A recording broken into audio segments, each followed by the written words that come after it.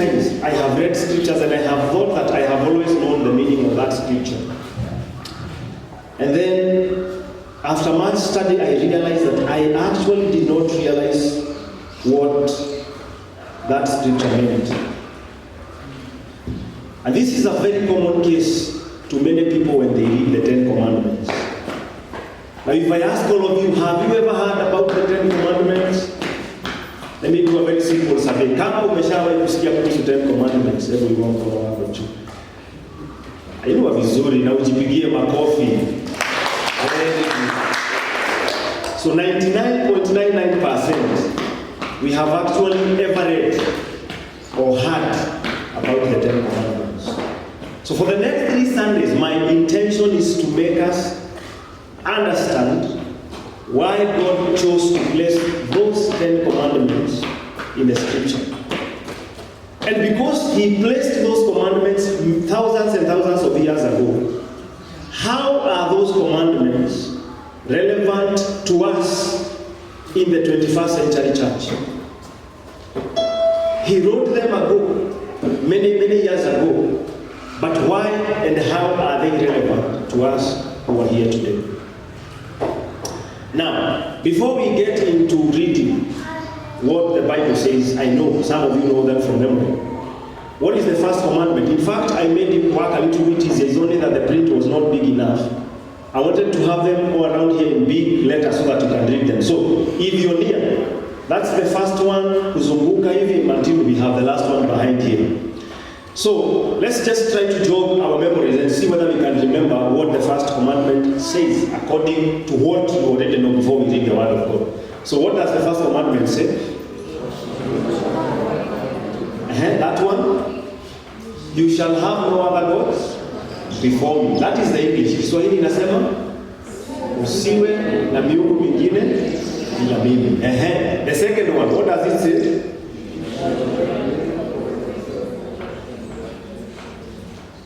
Wani umefika ya pili. What does the second one say? The first one is that you shall not have other gods before me. The second one says you shall not make idols and worship them. I'm just doing a summary. So the ones, you shall not have other gods before me. And then the second one is that you shall not make idols for yourselves and worship them. Kwa Kiswahili inasema kwamba usifanye sanamu ya kuchonga na kuiabudu. What does the third one say?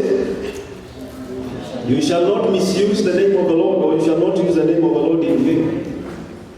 Usilitaje bure jina la Bwana Mungu wako. That is the third one. What does the fourth one say? Remember the Sabbath day and keep it holy. Ikumbuke siku ya Sabato na uitakase. Number 5, which is very important. What does it say? Honor your mother and father. Heshimu mama na baba yako. Number 6. The one for mtu afanye hivyo na maanisha nini? So what does the commandment say? You shall not murder. Usiue. Number 7. You shall not commit adultery. Usizini. Number 8. You shall not steal.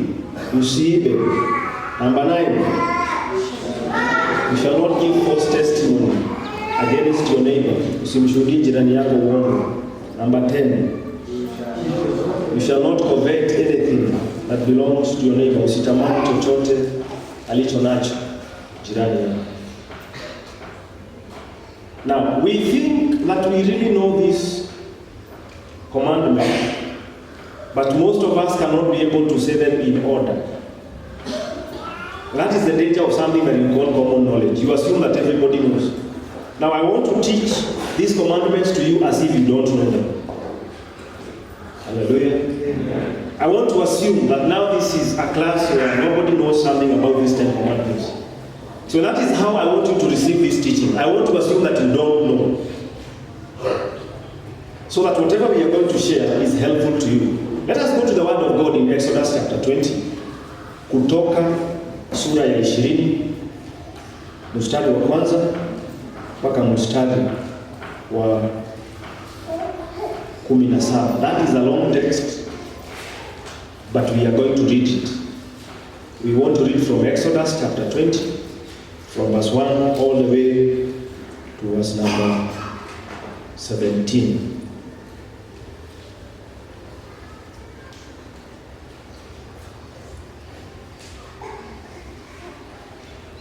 Are you there? So this is what the Bible says. And you can also read the same text. Vile iko hapo, you can read Deuteronomy chapter 5 verse 1 to 21. Verse 1 to 21. The same text iko hivyo kwa Deuteronomy, kumbukumbu la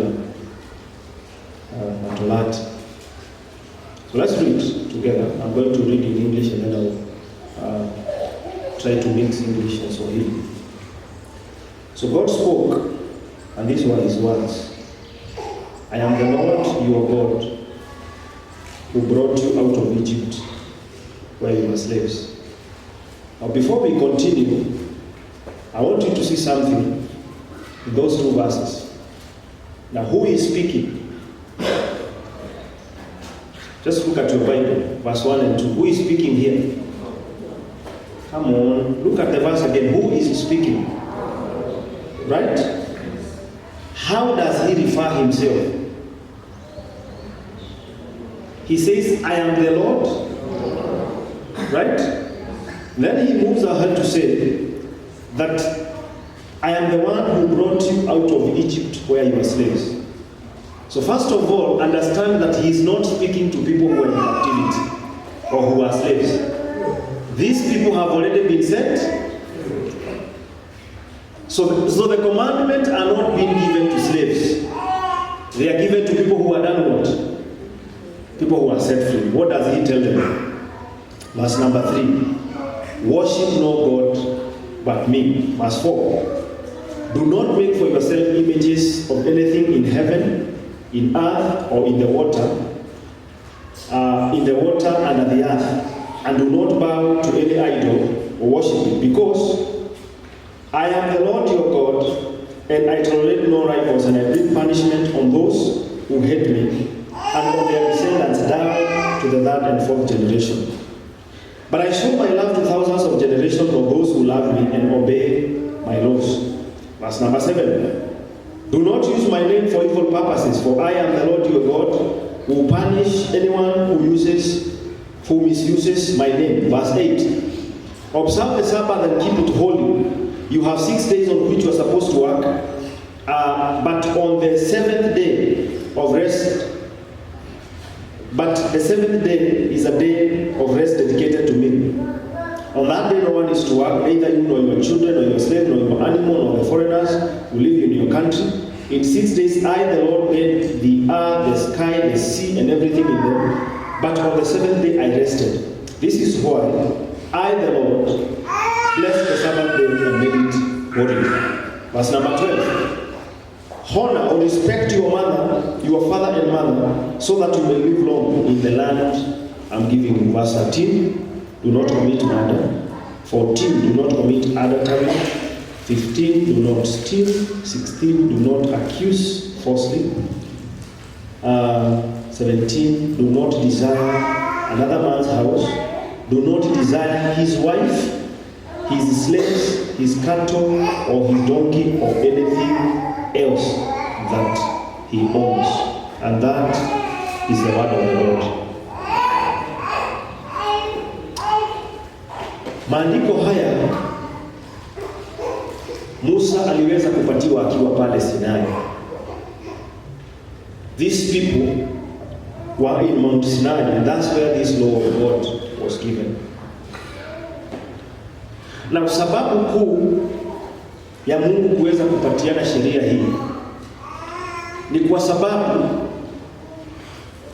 alikuwa amekusudia wana wa Israeli ambao ni watu wake wawe ni watu ambao watakaoleta utofauti katika nchi ambapo walikuwa na utumwa. Now if you go backwards a little bit, Mungu alikuwa ametokea Abrahamu na anamwahidi, anamwambia kwamba nitakubariki na nitakutumia wewe Ibrahimu kuwa ni baraka kwa watu wa mataifa yote. And you can look at how God has blessed Abraham in Genesis chapter 12 from verse 1 to verse number 3. He gave him this blessing. And so from Abraham, God had already said that from him he is going to bring out a nation. Kutoka ndani yako nitatoa taifa ambalo nitalitumia kubariki mataifa yote duniani. And from Abraham there came a son, and that son was called Isaac. And Isaac had sons,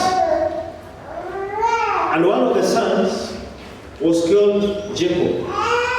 And from Jacob we had 12. And from the 12 we had the whole nation of Israel. So wakati hawa watu ambao walienda Misri, walienda wakiwa watu 70 to 72 in number. And they stayed in Egypt for 430 years. Wakiwa wako kule Misri. And when they were in Egypt, God was just preparing these people to come out a nation. Alikuwa anawaandaa ili taifa likaweze kutoka kule Misri likiwa ni taifa ambalo Mungu atatumia kuweza kubariki mataifa yote ya dunia. So they go to Egypt, 70 or 72 people. They stay there 430 years. They multiply in number until by the time they are coming out.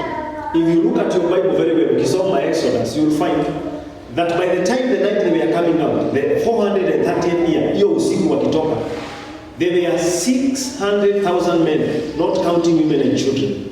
So it is estimated that this congregation, the nation that God has just formed, was about a nation of 2 million or 3 million people. Now these people have left Egypt. Remember, this is a nation that has just been formed, is a nation that has no constitution. Ni nchi ambayo imetengenezwa kule Misri. Watu tu walikuwa wanakaa, hawakuwa na katiba ya kuweza kuwaongoza. Na kumbuka nchi hii ambayo imetengenezwa na Mungu, kiini cha nchi hii ni Mungu akaitumia nchi hii ikawe baraka kwa nchi zote za dunia. Wametoka Misri na hawana sheria, hawana katiba ya jinsi ambavyo wanafaa kuishi na vile ambavyo wanafaa kukaa. Now I want to submit to you that it is very hard for a nation to survive without a constitution. Ni vigumu sana nchi yoyote kuwa inakaa kama haina sheria. Ni lazima kuwe na sheria ambazo zimetengenezwa aidha na serikali ama na watu za kuweza kufanya nini? Waongoza. For example, the way we are continuing to grow, we are coming up with those rules. Ukikula jojo yako usichafue. Those are rules to help us govern ourselves and be able to live with peace and with unity one to another. So this nation of Israel has come out of Egypt. They are so green. They have no constitution. And God, remember I have told you to Mark chapter 1, to Mark verse number 1. Mungu anawaambia vizuri sana, akasema kwamba mimi ndio Mungu wenu. These people did not have a king. So that time they were operating under something in theology called a theocracy, where God is the one who is the king. Mimi ndio mfalme wenu, mmetoka Misri, mimi ndio Mungu wenu, mimi ndio mfalme wenu. Kwa hivyo ni lazima niwapatie katiba ambayo itaweza kuwaongoza na iwafanye muwe baraka. Muweze kuishi pamoja moja kwa mwingine na iwafanye muwe baraka kwa watu wa mataifa yote. That is why he goes forth and he gives them whatever you call the 10 commandments. Now it is very interesting that when you go to any society, be it in Africa or outside Africa, you will find that all the communities, or let me use the word most of the communities you will find, they will agree with many portions of the scripture. But there is one element that many people agree on, the issue of the 10 commandments. Now this is what I want you to understand. There were many laws that God had given to the children of Israel. Kulikuwa na sheria aina tatu They are what you call religious laws ama regulations. Kwa mfano, walikuwa wanatakiwa kama ni kujiosha mkono, kuna vile Wayahudi walikuwa wanafanya. Those are religious regulations.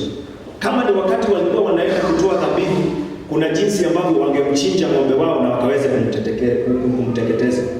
Those were religious ones. And those ones do not apply to us because no one of us is a Jew. Ama kuna Myahudi hapa na hatujui tukutambue sahihi. They don't apply to us because we are not Jews. The religious laws, those ones were for them. They had other laws and regulations that are called the civil laws. Civil laws ni jinsi ambavyo walikuwa wanafaa kukaa mmoja kwa mwingine. If it's like the way they were supposed to camp, wakienda kupiga kambi, kuna njia amani hawakuwa wanaamka tu wanaamua hii tribe ndio itaenda mbele nyuma, hapana. They used to have a system how they used to organize themselves. They had a system of how they used to build their houses, civil laws. And then finally we have what we call the moral laws. The moral ones. And the 10 Commandments happens to be among those ones, the moral laws. Those are the only ones that bind us. The rest of the laws, those ones belong to them. But these ones, they are universal, they are for everyone. The moral laws. So the religious ones, those ones we don't follow. The civil ones we don't follow. But this one, the moral law, is very important to a person of any particular community. Now fast forward and you get to the time of Jesus, where there was this question that was posed to him in Matthew chapter 22. And you can look at verse number 37, moving downwards, where Jesus was asked this question and he was told, because we have examined and we know the 10 Commandments, we want you to tell us, among the 10, which is the most important. Kwa sababu kama ni 10, huenda kuna moja ambayo labda ndio ya maana kuliko nyingine.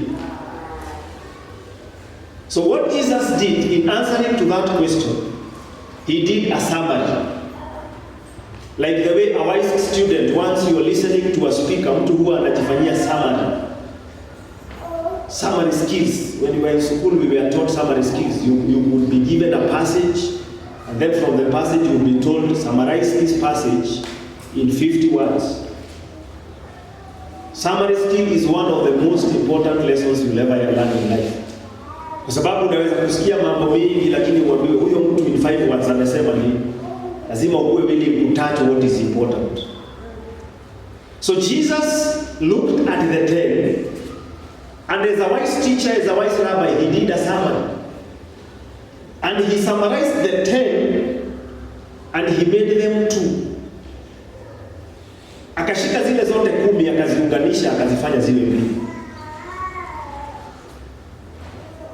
And he said that in fact you can read there. Open your Bibles, Matthew chapter 22. Matthew 22. These people wanted to trap him just to make sure that he could discredit some commandments and make some importance more than others. Lakini Yesu kwa hekima yake akaweza kupiga summary of all these 10 commandments and he made them into 2. So what Jesus did here is using wisdom to make sure that he's basically taking the first 4. If you look at your Bible, sheria za kwanza 4 zinaegemea kuhusu uhusiano wa mtu na Mungu. He's talking about not worshiping, not having idols, having the Sabbath day and using the name of God not in vain. So the first 4 is a basic summary that people should first focus on God. That is what Jesus is saying. And then the remaining 6 is between the relationship between man and another man. So that is why Jesus is doing this summary. And on Sunday, we are going to look at the first category and the second category, because that's not where I want to dwell on today. So Jesus took the 10 and he summarized them into 2. And his basic conclusion is that love God and love man. And that was the conclusion that he did make. Now let me take you back a little bit. These people are not slaves in Egypt. Hawa watu hawajashikwa mateka kule, wameshawachiliwa huru. They are people who are set free. And because they are already set free, God expects these people to live in a certain way so that they are able to please Him. Now remember that when we are talking about these commandments, when the Israelites got these commandments, hii sheria hii waliletewa ikiwa kwa kitu ambacho kilikuwa kimeandikwa, something that was written in wood or even in stone. It was written in stone. And that is why when Moses was coming from above there, akakuta wameshaanza kuabudu sanamu na wamefanya miungu. The first thing he did was to break the commandments that were written by the finger of God. He dropped them down when they broke, if you read the story. Now by that time those commands were written in stone. But when you come to the New Testament, we do not want to write these commands in stone. We want to write them in the heart. Tunataka kwamba mafundisho haya ya Mungu yasiwe tu ni kitu ambacho kimeandikwa katika mawe mahali, ama mambo ambayo yameandikwa katika kitabu. Katika Agano hili Jipya, mafundisho haya ama amri hizi za Mungu anakusudia kuweza kuziandika katika mioyo ya watu. Hallelujah. That is why Jeremiah 31:33, Jeremiah spoke and said that the intention of God is that God had promised that I am going to write my law in their hearts. The reason as to why you've come to church this morning is that the law of God can be written in your heart. Sheria hii ya Mungu ikaweze kuandikwa katika moyo wako. Because we are not now talking about having this thing written in a stone. We are talking about it being written in the heart. And this means that we have to make sure that we understand about what these commandments talk about. We have to know how to divide them in the right categories. We have to know how Jesus summarized them. And we have to make sure that we have memorized them so that they are already written in our hearts. In the sense that ukifika mahali hata mtu akuulize if you know what the law of God talks about, you will be quick to listen and to understand because that law is already written in your heart. Now when God has given us this law, His intention is not to fill our mind with intellect. Yaani Mungu hataki tu atujaze na information. Kiini cha Mungu ni kwamba anaweza guza mioyo ya watu walipokuwa wanapeana sheria hii wakaweze kutii. God was not giving this law to fill His people with intellect. He wanted to challenge their hearts to obey. That only if their hearts could fully obey and follow Him. Now the question should be, or the question that we intend to ask this morning is, why then should these people have obeyed this law? Ni kwa nini ilikuwa ni muhimu ya wana wa Israeli waweze kutii sheria hii ambayo waliweza kupatiwa na Mungu? Now I want to take you back just a little bit. If you can look at, just flip a page mahali huko, Exodus chapter 19 and verse number 6, so that we are able to answer the question, why were these people, why were they expected to obey this law of God? Ni kwa nini walitarajiwa wakaweze kutii sheria hii ambayo walipatiwa na Mungu?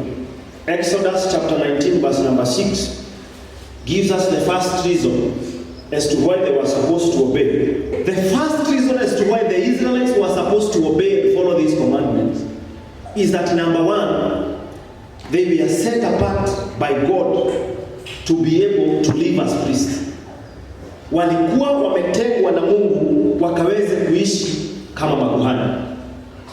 That was the first reason as to why they were supposed to obey these commandments. Number two, these commandments were intended to show them what God really wanted from them.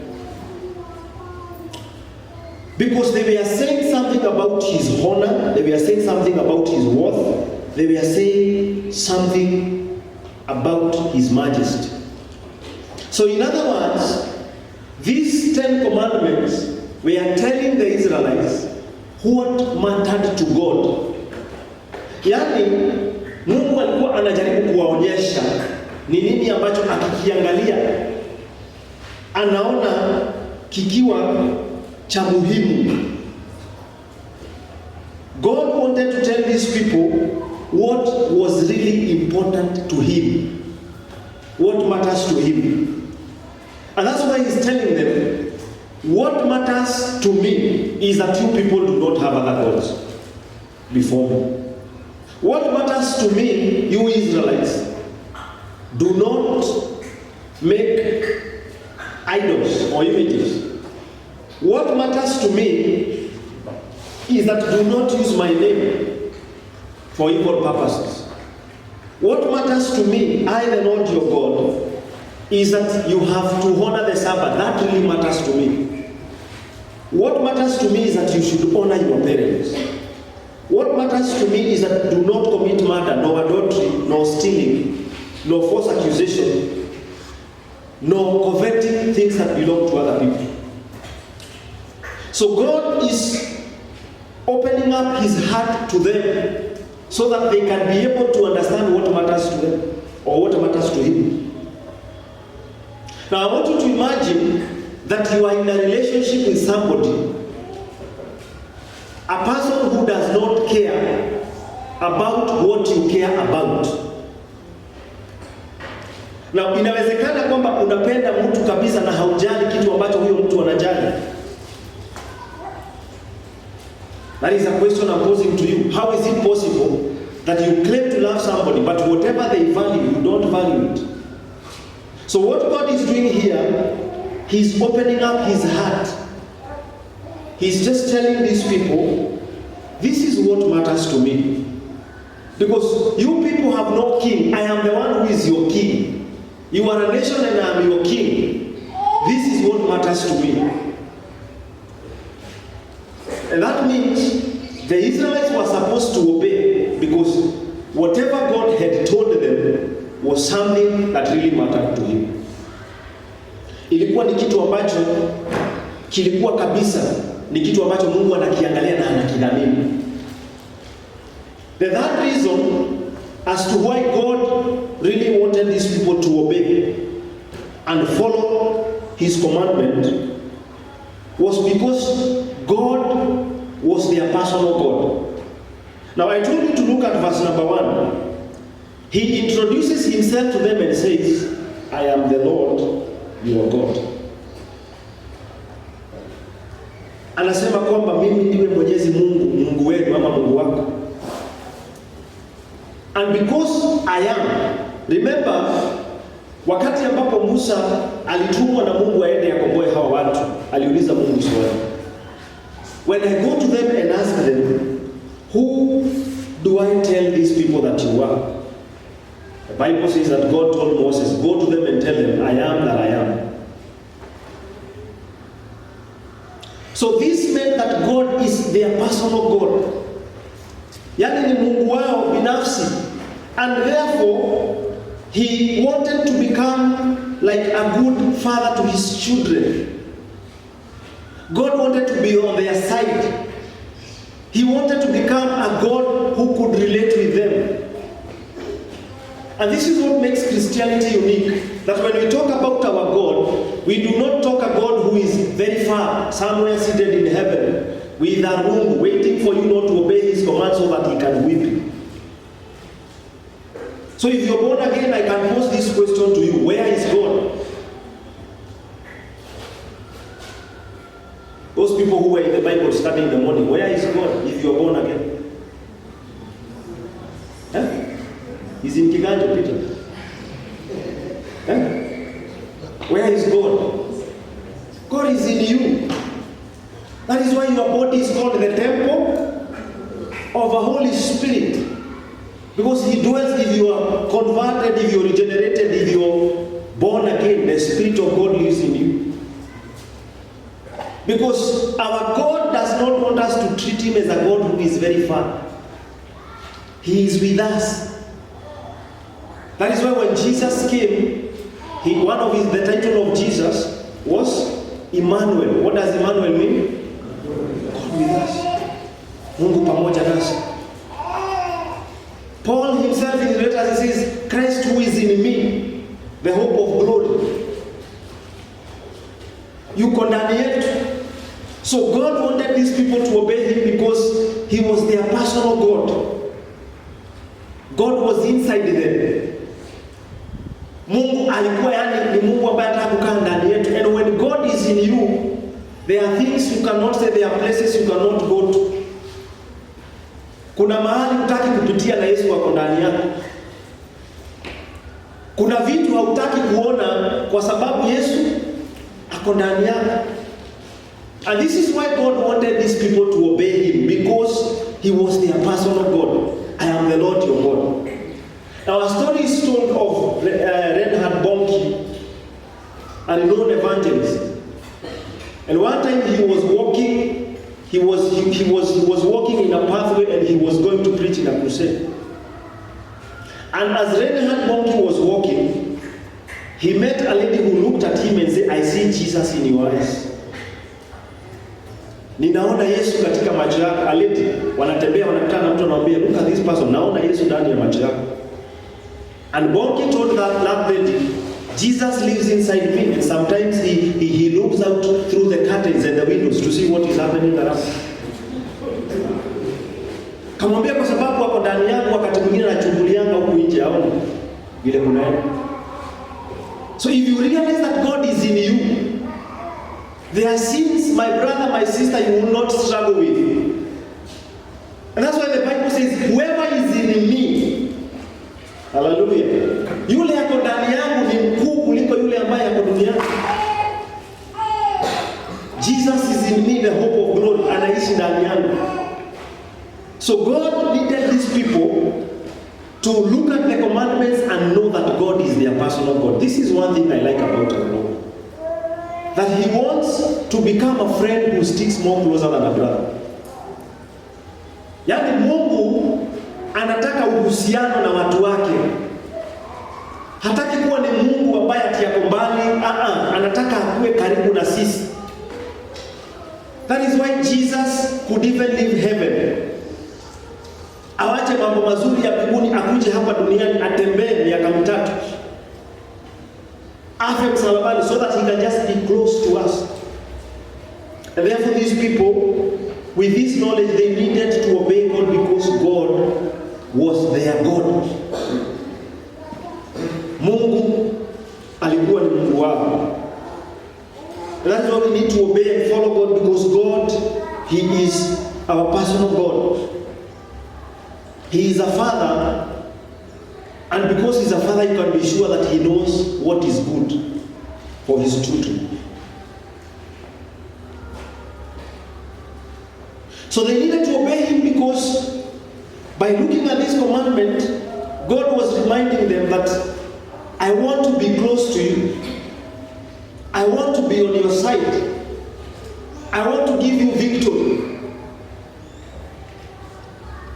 Kwa sababu Mungu kutamani kuwa Mungu wetu, akitamani kuwa upande wako, lazima akija upande wako aweze kukupatia ushindi. What does Psalms chapter 60 verse number 12 say? What does Psalms chapter 60 verse number 12 say? Wale tunajua hebu tuseme vizuri. Psalms chapter 60 verse number 12. Wale tunajua wacha tuseme vizuri.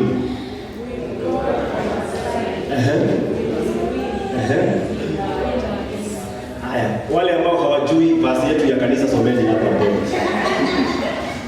If you don't know the verse that leads us in church, read it here, uko hapa mbele yako. So that you know God wants to become a person of God. Read there, Psalm chapter 60 verse 12. Soma vizuri, inasema nini?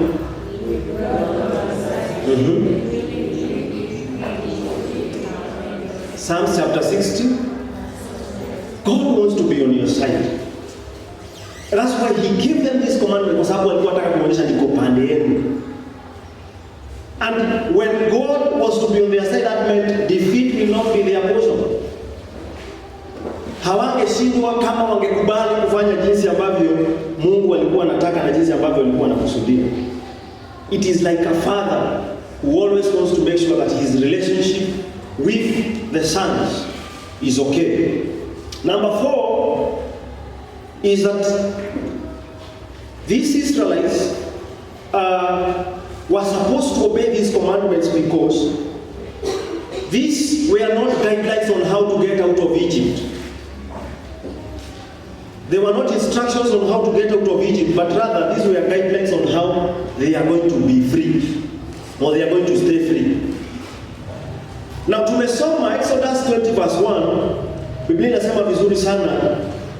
Inasema kwamba I am the one who brought you out of Egypt where you were slaves. So they were supposed to obey these guidelines because these ones, they were not guidelines that were getting them out of Egypt, but rather these were instructions that were supposed to help them stay free. Now hii ndio kitu ambayo ukiangalia hizi commandments ni kitu watu ambao huona wanaona ni kama ni sheria za kuwakazia. Most of the times if you go and do a survey about the 10 commands and ask people, usikia wanasema bwana hizi ni sheria za kutukazia. Now I want to ask you a question.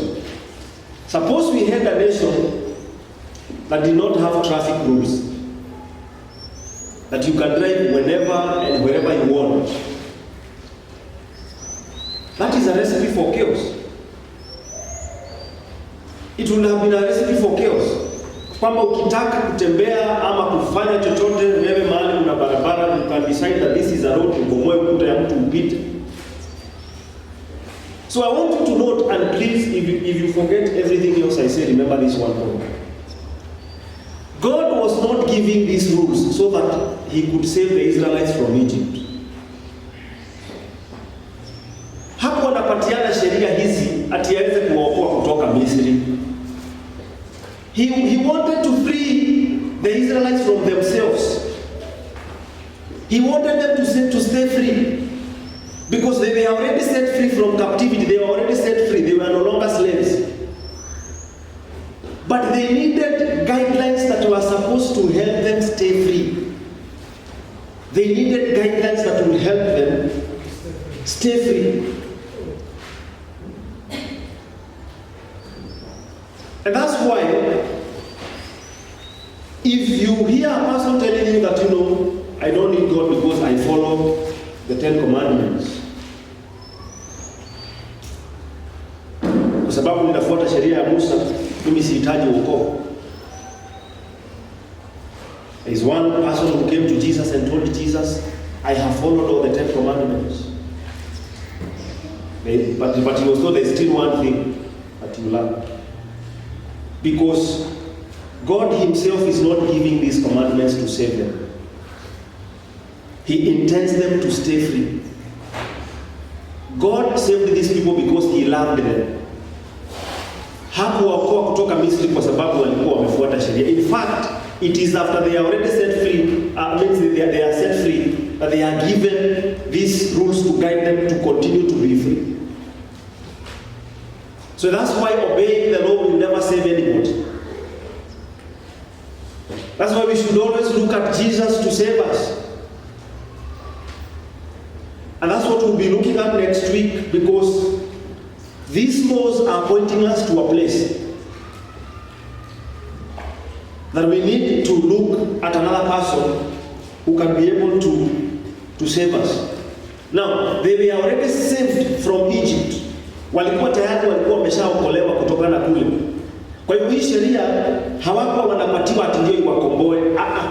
walikuwa wanapatiwa sheria hizi wasaidie kuendelea kuishi wao wenyewe kukua huru. And in the same way, we cannot have a nation without traffic rules. They needed guidelines. I want you to think about, when you think about these 10 commandments, I don't want you to think about the restrictions.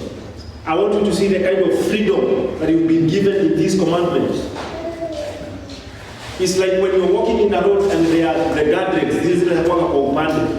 Ni za kukusaidia kufocus, ukaweze kuona barabara mahali ambapo iko, so that you don't just go anyhow you want.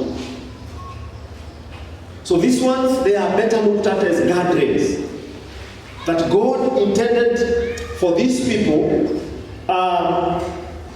to be able to stay free. They had the freedom ya kutembea kwa guidance ambazo Mungu alikuwa anawapatia. And the last reason I want us to look at today, the reason number 5, is that through these guidelines that God had given them, God had already defined for them what was right and wrong. That's why they needed to know them and obey them. God had already, He wanted to show them what is right and what is wrong. Now, God is such a loving God. God will never leave you to go and figure out for yourself what you think is right and what you think is wrong. Hakutaka this new nation watoke huku nje wajaribu kwanza kujitafutia. He did not want these people to start defining for them what was right and what was wrong. He simplified the work for them and He told them, this is what matters to me. This is what is right for me. And this is what is wrong.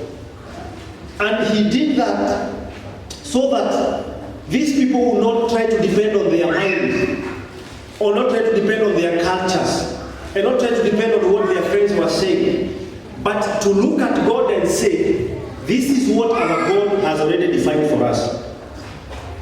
Yaani Mungu hakuwa anataka ikae kana kwamba hawa watu wako kwa giza, wanajaribu kujitafutia yale mambo ambayo wanafaa kufanya ama kutenda. Alikuwa anataka ikuwe tayari, mimi nimeshawaambia. Haya ndio mambo mazuri yale mnafaa kutenda, haya ndio yale ambayo hamfai kutenda.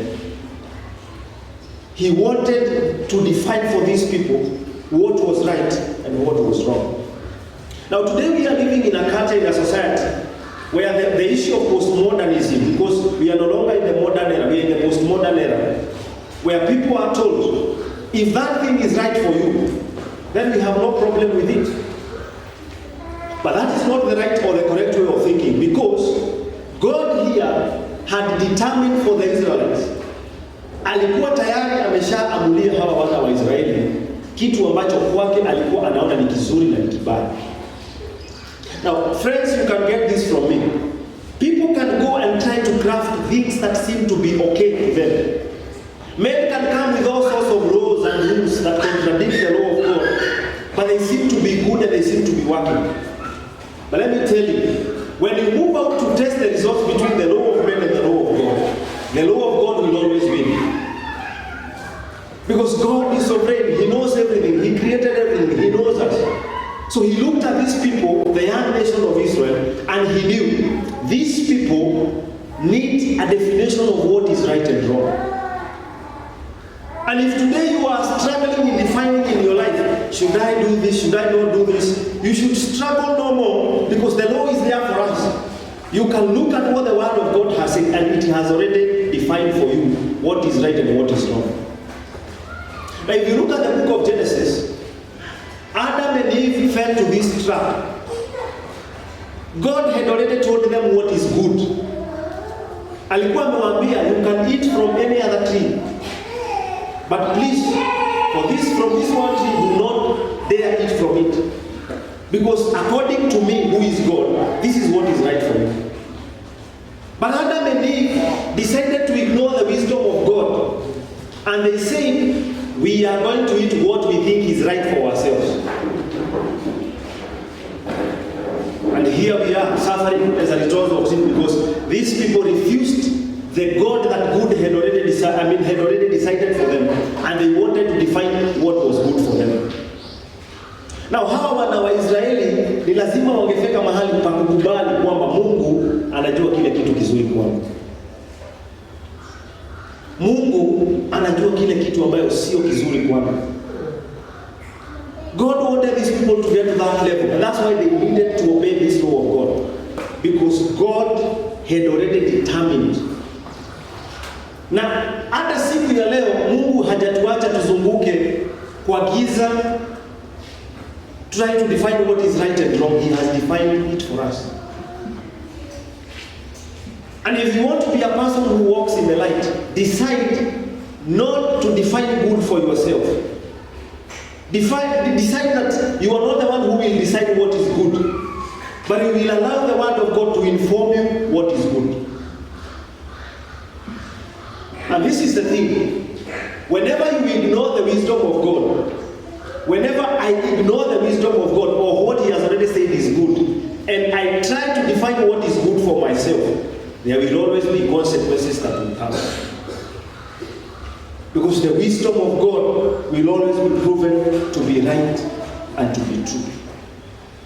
And therefore, as I come to a conclusion, I want to remind you the 5 reasons as to why these people were supposed to obey those commandments. We have said the first one is that they are people who were set apart. Walikuwa ni watu ambao walikuwa wametengwa, wawe nchi ya makuhani. And they needed to obey what God had instructed. And today we have said that we need to follow the law of God, because today we are His priests. We are the chosen generation and we are His priests. Number 2, these commandments showed the people of Israel what was important to God.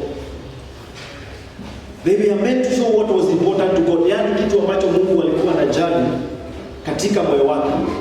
Na leo tukiangalia sheria hizi tunaweza kuangalia tuone jinsi ambavyo Mungu anaona maisha ama kitu ambacho yeye mwenyewe anakijali.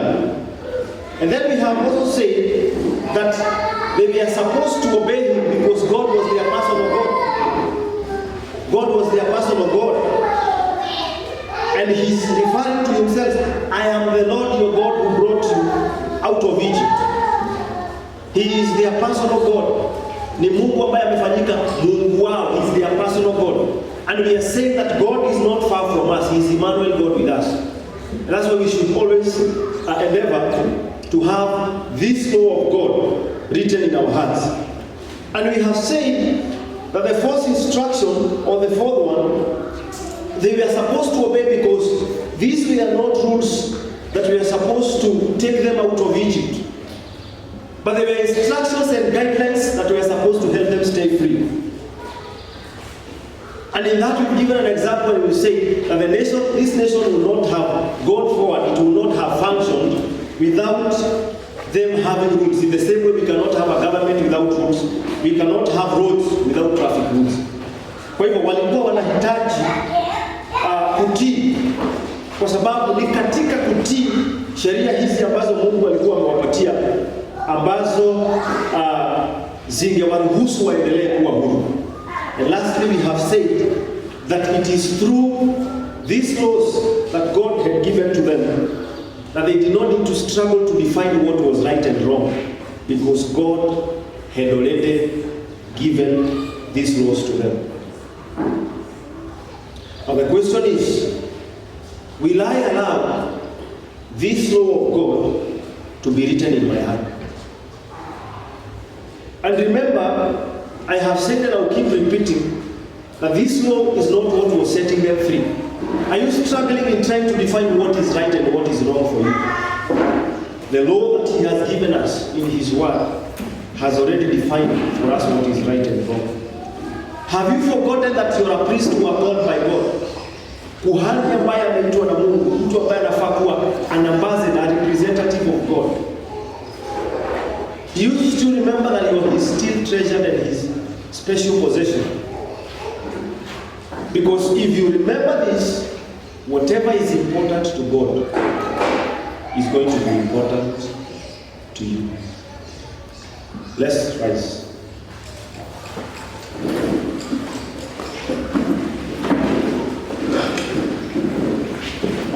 to pause there. And we are going to continue next week, where we are going to look at the two sets of the commandments, what they really mean, how Jesus summarized them. And then the last Sunday, we shall look at Jesus, who fulfilled the whole law of Moses and our need for Jesus in our lives. Let's pray.